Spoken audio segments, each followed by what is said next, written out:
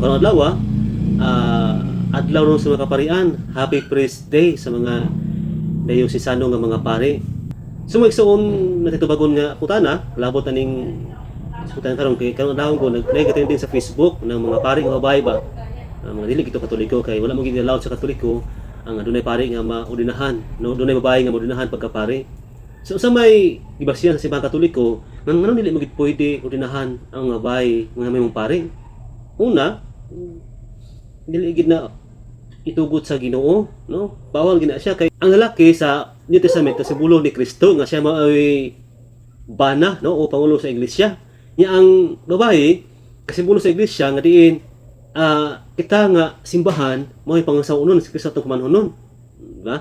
And sa Old Testament usab ang igsuon, ang lalaki nagsimbolo nga banang mao ang Dios, ug ang babae nagsimbolo nga mao ang Israel, nga mao ang asawa sa Dios. Kung tanawon ang 1 Korinto kapitulo 14 bersikulo 34 ngadto sa 35 ang nagnayon mga igsuon, ang babae kinahanglan maghilom panahon sa pagsimba. Ayaw sila pasultiya, sumala sa balaod sa mga Hudiyo. Kinahanglan dili sila mangulo. Kung buot sila magpakasayod sa kabutan, kinahanglan mutana sila sa ilang bana dito sila pinuyanan. So mao na nga parang sa pagsimba kung sa atong bitawong verse, maghilom na gid ang asawa.